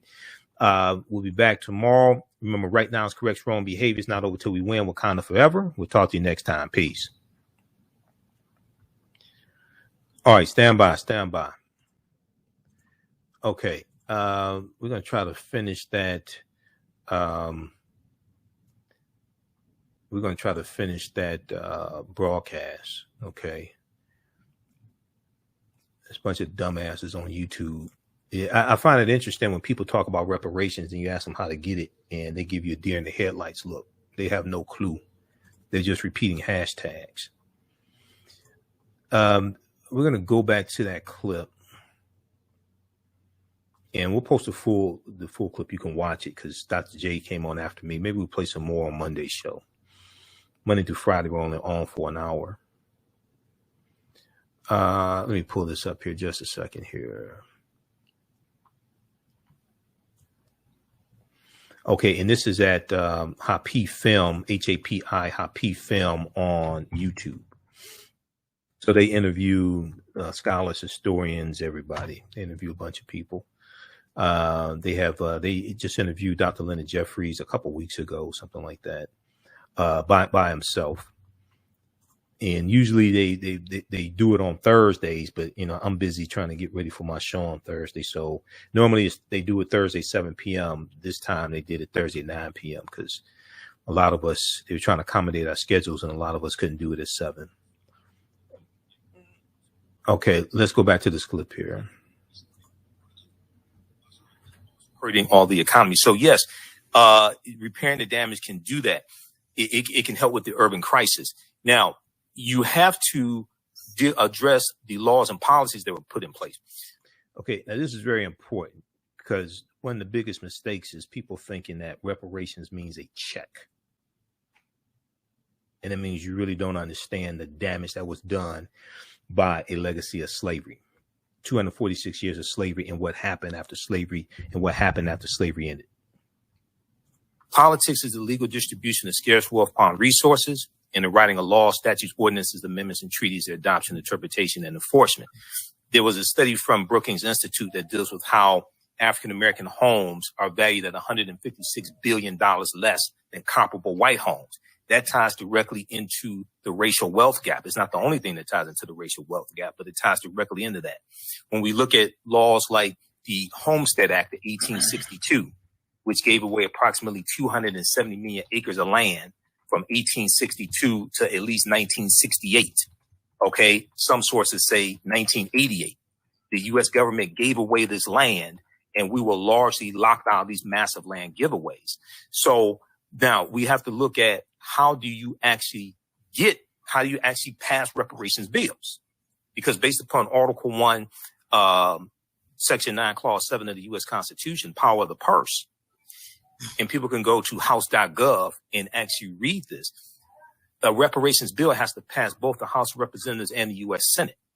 It takes 218 votes to get any bill passed in the House of Representatives, a simple majority. The 435 seats in the House of Representatives takes 218 votes.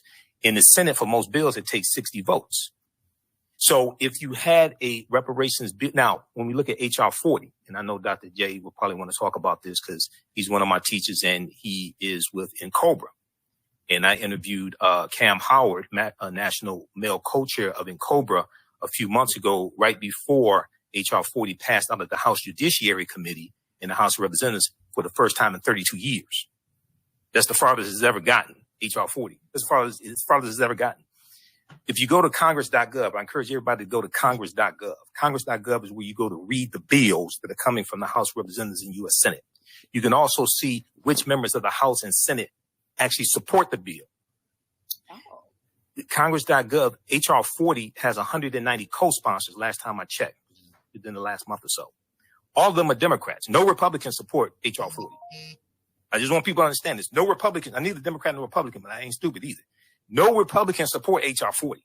The two black Republicans in the House of Representatives are against H.R. 40. Burgess Owens from Utah, former NFL player, Republican, and I don't know if he has chronic traumatic encephalopathy, but he sure sounds like he does, CTE. He testified at 2 House committee hearings on reparations. He testified against black people getting reparations. You think he's going to vote for it? No. So now in the Senate, if all 50 Democrats in the Senate vote for H.R. 40, whenever it gets to the Senate, based upon everything the way it is now, you need 10 Republicans to vote for it. Well, Senator Tim Scott, Black Tea Party Republican from South Carolina, already says he doesn't vote for reparations. He's not going to vote for reparations. So if the black Republican is not going to vote for reparations, how many white ones you think going to vote for it?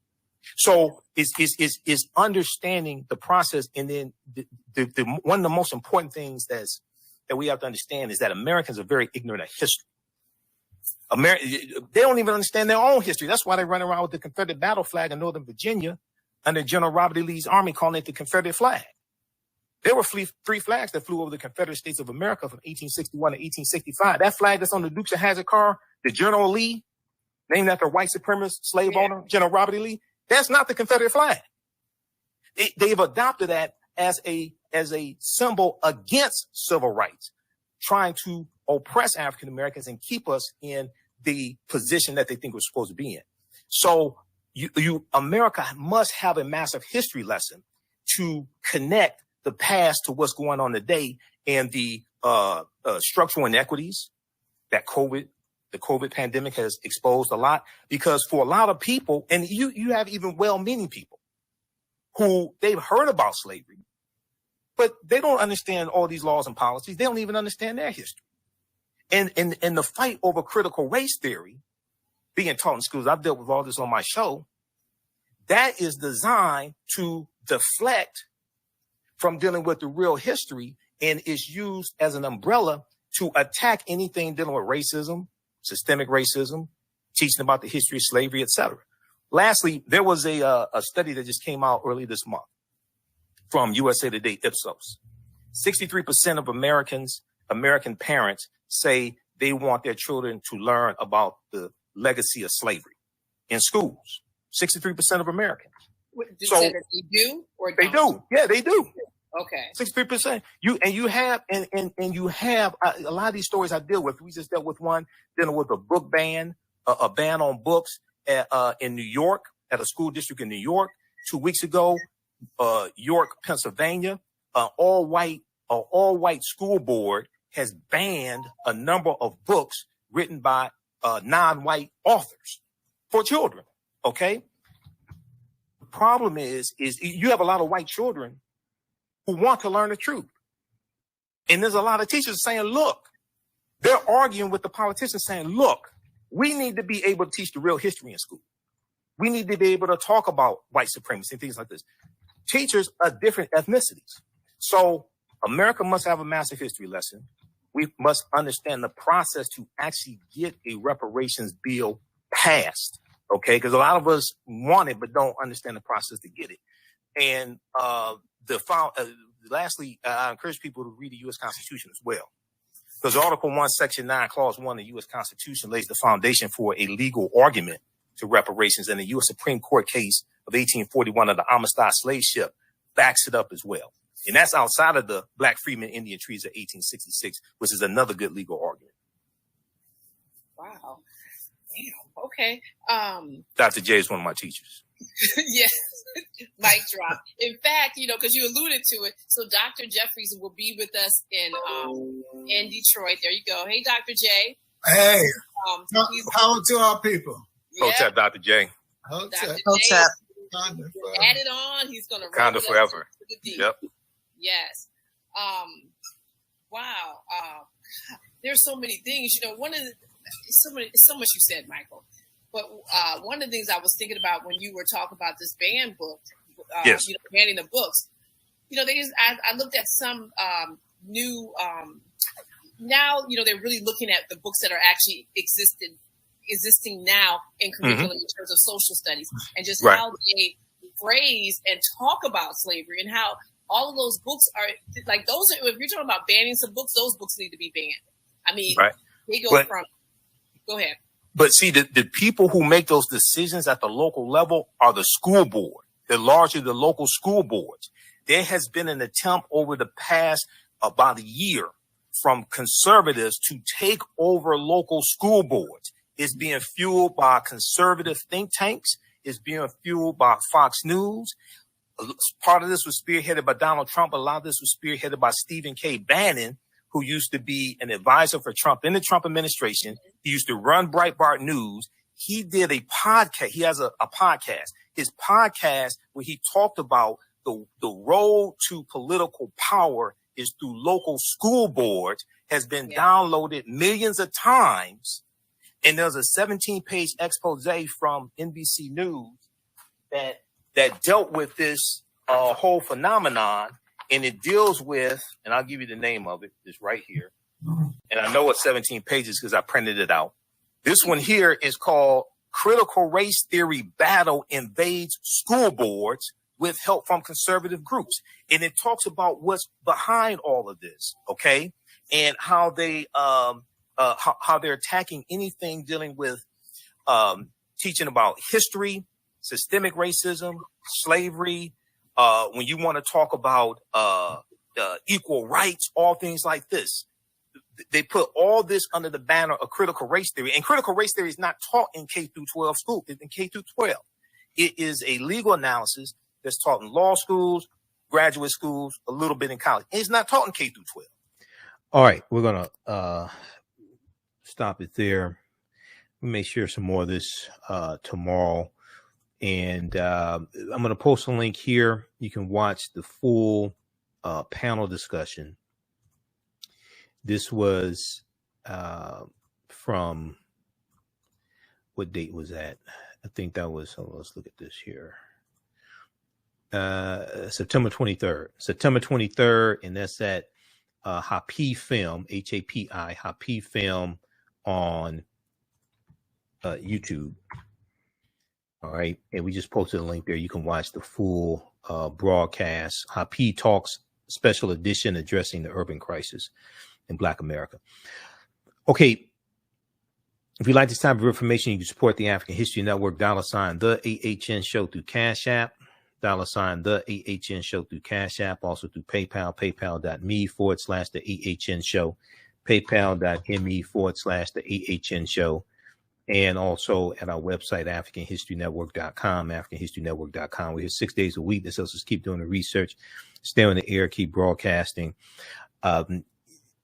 When you go to Cash App, it's our Cash App tag is $ the AHN Show, SHOW, $ the AHN Show, SHOW. These other ones here are fake African History Network Cash App accounts. When you go to ours, it'll say Michael and show my picture there. And be sure to register for the new 10-week online course that I teach on Sundays. It just started up. Ancient Kemet, the Moors, and the Maafa. Understanding the transatlantic slave trade, what they didn't teach you in school. Kemet, one of the original names for Egypt. We deal with thousands of years of history and what leads up to the transatlantic slave trade taking place. We deal with the 800-year occupation of Europe by the Africans known as the Moors, and what the Moors take into Europe as well, the teachings from the Nile Valley region of Africa and ancient Kemet. We also deal with the ancient Africa as well. And we do the sessions live, normally Sundays, 12 noon to 2 p.m. All the sessions are recorded and archived. You can go back and watch them. So we'll post a link here once again. And then the other class that I teach that picks up where Understanding the Transatlantic Slave Trade leaves off is From the Civil War to the Civil Rights Movement and Black Power, 1865 to 1968. And we do this one on Saturdays, 12 noon to 2 p.m. And we go through and analyze approximately a 10-year period of history. We deal with some history leading up to the Civil War taking place. What were some of the events that led to the Civil War taking place? And then we go through and look at 1865 to 1968. We go through Reconstruction, 1865 to 1877, Jim Crow era, World War I, World War II, Civil Rights Movement, Black Power Movement. And we look at the effort to suppress African Americans and totally enforce white supremacy after Reconstruction ends, and to suppress the African American vote, take back control of state legislatures, and what happened in the 1880s and 1890s, and then going in the early 1900s and 1901 with the Alabama State Constitution. That same thing is taking place now that Republicans are doing in state legislatures to suppress the African American vote, Latino vote, Asian American, some white people's votes, etc.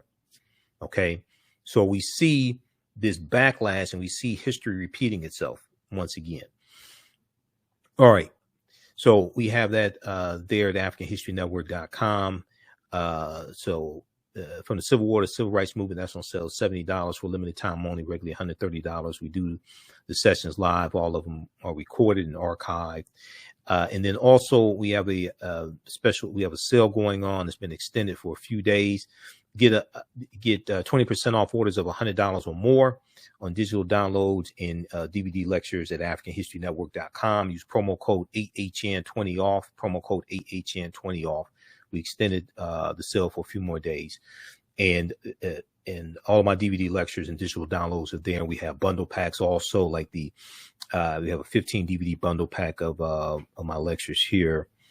So we got one on Black Wall Street. That's a 2.5 hour presentation I did dealing with the history of Black Wall Street. This one right here. It's